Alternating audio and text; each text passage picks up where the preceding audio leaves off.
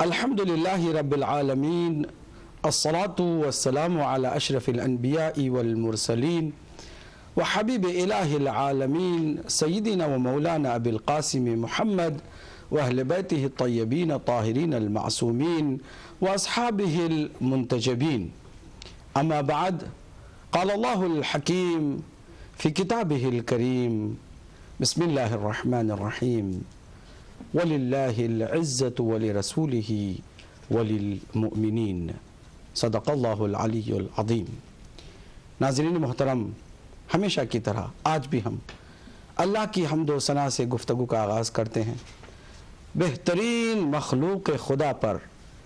यानी मोहम्मद मुस्तफ़ा सल्लल्लाहु अलैहि व आलिहि वसल्लम पर और आपके ख़ानदान मुतहर पर और बावफ़ा असहाब पर दुरूद व सलाम भेजते हैं। नाज़रीन, प्रोग्राम इजहार हकीकत में आपकी खिदमत में हम इजहार इरादत व मोहब्बत व सलाम अर्ज़ करते हैं और फिर आपको इस प्रोग्राम में खुशामदीद कहते हैं। ये सिलसिला इंशाअल्लाह मुस्तआन पूरी अमानतदारी और दियानतदारी के साथ चलता रहेगा और आप भी हमारे साथ हम सफ़र होंगे। हकीकत के प्रोग्राम में अपने तमाम नाज़रीन और सामीन की खिदमत में हदिया सलाम, तस्लीमात और आदाब पेश करता हूँ। आपको मालूम है कि इत्तेहाद की फ़िज़ा को डैमेज करने की जो कोशिशें हुई गुज़श्ता अय्याम में, उनमें से जो ख़तरनाक बात थी वो ये थी कि एक नए हथकंडे का इस्तेमाल किया गया और एक नई रविश को अपनाया गया जो कि इससे पहले कभी अहले सुन्नत के उलमा की जानिब से देखी नहीं गई कि झूठ, मुगालता, तदलीस, हक़ व बातिल में मिलावट और इन तमाम चीज़ों से ज़्यादा ख़तरनाक चीज़ मुनाफ़िक़त, कि जो ख़ुद अपने ही कलाम से फिर जाए और वो स्टेटमेंट देने लग जाए कि जो अपने ही दिए हुए बयानात के टोटली बरखिलाफ हो, तो उम्मत को उससे फ़ायदा तो दरकिनार ऐसा नुकसान पहुंचा कि जिस नुकसान का खमियाजा आज तमाम उम्मत मुस्लिमा भुगत रही है। अब चाहे कोई सुन्नी हो चाहे शिया हो, मैं तो इस बात को मान के चलता हूँ कि जो भी पाक दिल है वो यकीनन मोहम्मद और आले मोहम्मद अलैहिमुस्सलाम से इश्क करता है, मोहब्बत करता है। ख़ासकर मैं अहले सुन्नत वल जमात के बरादरान व ख़्वाहारान को नज़दीक से जानता हूँ कि वो अपने दिलों में इश्क रखते हैं।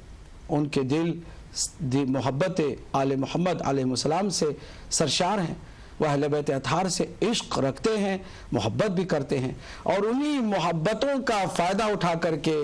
कोई पीर बन जाता है, कोई शेख बन जाता है, कोई मुफ्ती बन जाता है और इस तरह लोगों की सादगी से फ़ायदा उठाकर एक मकाम तक पहुंच जाता है। अल्लाह भी इश्क मोहम्मद और आले मोहम्मद में इज़्ज़त रखता है और अल्लाह सुब्हानहू व तआला ने इज़्ज़त से भी नवाजा है हर उसको कि जिसने इश्क और मोहब्बत को अपनाया और हकीकत से अपने आप को दूर नहीं किया। हक़ की पैरोकारी, हक़ को कड़वा भी पाओ तो मान जाओ तो इसमें अल्लाह सुब्हानहू व तआला की जानिब से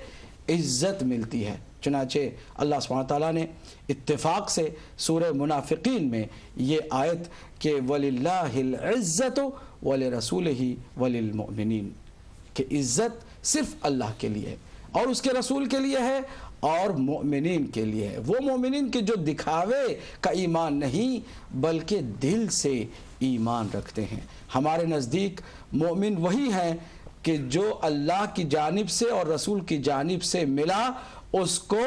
मुकम्मल ले लिया, दरमियान में अपनी मनमानी से उनमें कोई हेरा फेरी नहीं की, वो है मोमिन, वरना फिर वो मुनाफिक के ज़ुमरे में जाएगा। नाज़रीन, कितनी अफसोस की बात है कि कुरान के बाद सबसे ऑथेंटिक किताब, कि जिस किताब को हर फसाहत व बलागत से आशना, अरबियत से वाकिफ मुबल्लिग और صاحبان بلاغت و فصاحت نے یہ کہا کہ یہ کلام علی علیہ السلام کا ما فوق کلام بشر ہے، اللہ سبحانہ وتعالیٰ کے کلام سے نیچے اور تمام مخلوق خدا کے کلام سے بالاتر کلام ہے، جس کلام کو مرحوم سید رضی رضوان اللہ تعالی علیہ نے اپنی جوانی کے عالم میں اکٹھا کیا۔ شوق تھا انہیں، اور انہوں نے اپنی کوششوں سے مختلف کتابوں میں موجود مولا علی علیہ السلام کے خطبات کو جمع کرنے کی کوشش کی۔ پھر اس کے بعد مولا علی علیہ السلام نے جو خطوط لکھے ان خطوط میں سے چند خطوط کو جمع کرنے کی کوشش کی، اور پھر جو چھوٹے چھوٹے جملے جنہیں کلمات قصار کہا جاتا ہے، مختصر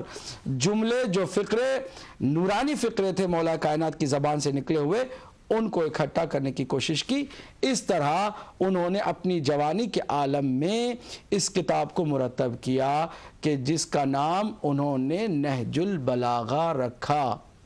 نہج البلاغہ کہ اس ترتیب دینے سے پہلے اہل سنت اور اہل تشیع کی کتابوں میں مختلف جگہوں پر متفرق اور پراکندہ خطبات اور خطوط اور کلمات قصار مولا کائنات کے موجود تھے۔ انہوں نے کام یہ کیا کہ ان کو اکٹھا کرنے کی کوشش کی، لیکن اکٹھا کرنے کے بعد اپنے مقدمے ہی میں لکھتے ہیں کہ میں نے اپنی پوری کوشش کی ہے کہ جو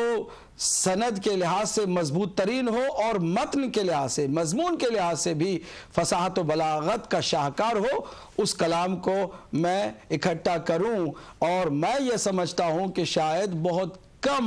مولا کائنات علی ابن ابی طالب علیہ السلام کا کلام میرے ہاتھ لگا ہے۔ اس عظیم کتاب کے بارے میں گستاخی کی انتہا کرنے والے کسی ایک شیخ نے عجیب تبصرہ کیا اور یہ کہہ دیا کہ جناب یہ نہج البلاغہ شیعوں کی کتاب ہے، شیعوں کی سب سے معتبر کتاب ہے، میرے سامنے ہے، ایک بھی سند اس میں اس کی موجود نہیں ہے۔ سید رضی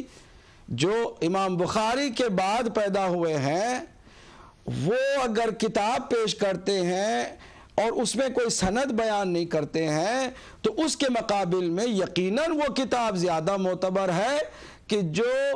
سید رضی سے پہلے امام بخاری نے مرتب کی حدیثوں کی۔ اور اس طرح انہوں نے یہ اندیا دیا اور اپنی سادہ عوام کو گمراہ کرنے اور گمراہ رکھنے کے لیے عجیب تبصرہ یہ فرمایا کہ اہل سنت اور اہل تشیع کی کتابوں میں ایک بنیادی فرق ہے،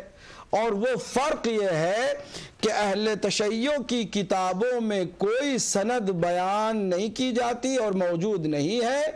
اور اہل تسنن اور اہل سنت والجماعت کی کتابوں میں سند کا بڑا خیال رکھا جاتا ہے، اس کی بڑی چھان بین کی جاتی ہے اور سند سارے موجود ہیں۔ تو یہ فرق انہوں نے بتایا۔ آج میں ان کے علم اضافے کے لیے اور ہمارے جتنے بھی ناظرین ہیں ان کی آنکھوں کو کھولنے کے لیے یہ پیش کرنے جا رہا ہوں کہ